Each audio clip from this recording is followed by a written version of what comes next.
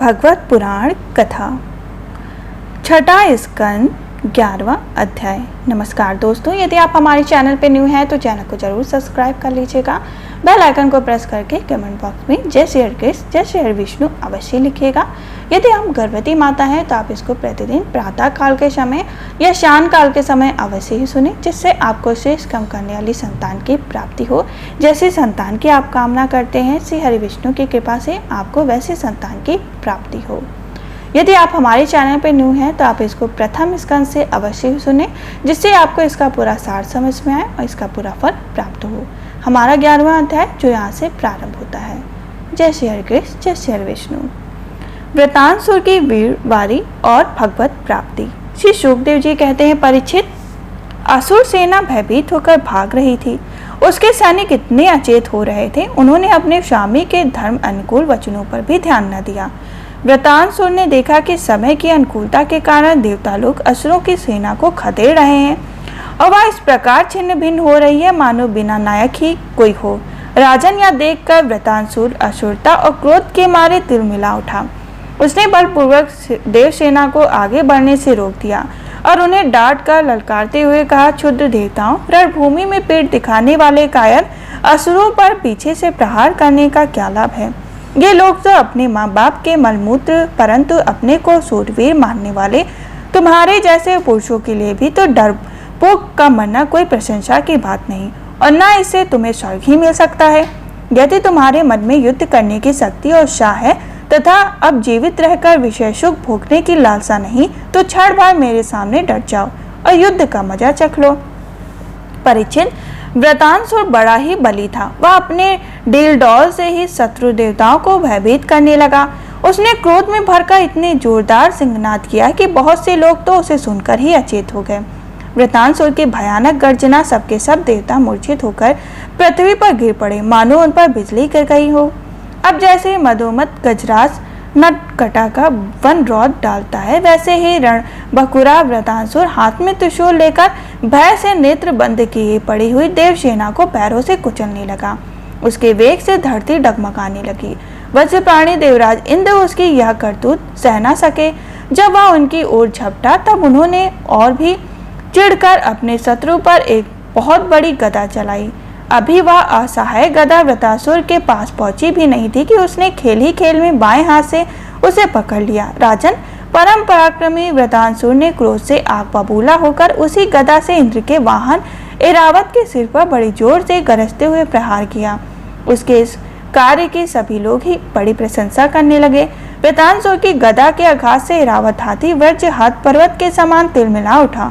सिर फट जाने से वह अत्यंत व्याकुल हो गया और खून उगलता हुआ इंद्र को लिए हुए ही 28 हाथ पीछे हट गया। देवराज इंद्र अपने वाहन ऐरावत के मूर्छित हो जाने से स्वयं भी विषादग्रस्त हो गए। यह देखकर युद्ध धर्म की मर्मत वृतांसुर ने उनके ऊपर फिर से गदा नहीं चलाई।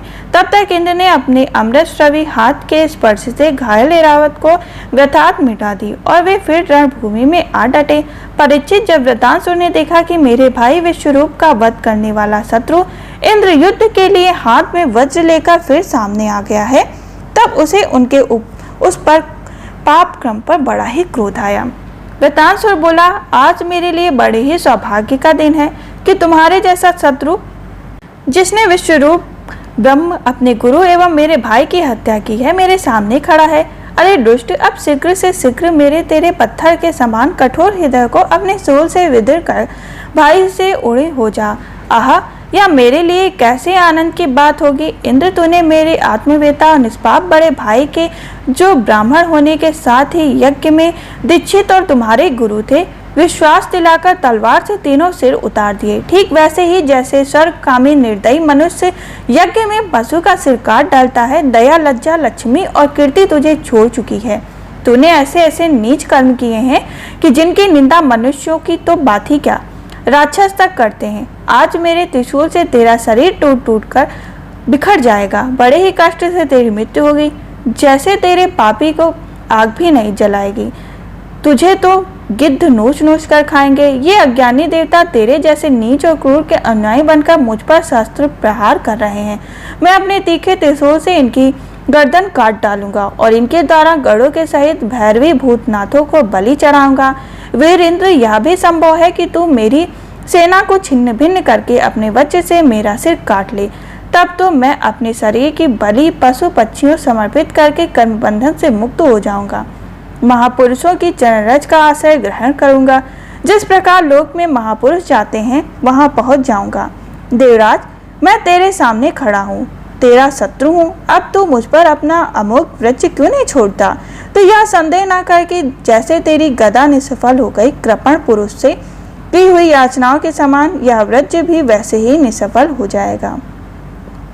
इस प्रकार उन्होंने बहुत सारे कटु वचन इंद्र को सुनाए। यहीं पे हमारा 11वां अध्याय संपन्न हुआ। यदि आप हमारे चैनल पे न्यू हैं तो 12वें अध्याय को भी अवश्य सुने। उसके लिए आप हमारे चैनल को जरूर सब्सक्राइब कर लीजिए। यदि आपके घर में कोई गर्भवती महिला है तो उनको ये वीडियो देकर पुण्य का काम अवश्य ही करिए और भगवत मार्ग में अपना सहयोग दीजिए। हमारे 12वें अध्याय को सुनने के लिए हमारे चैनल को सब्सक्राइब करके कमेंट बॉक्स में जय श्री हरे कृष्ण अवश्य लिखिए। हम फिर मिलेंगे 12वें अध्याय में, जिसमें वृत्रासुर का वध किया जाएगा।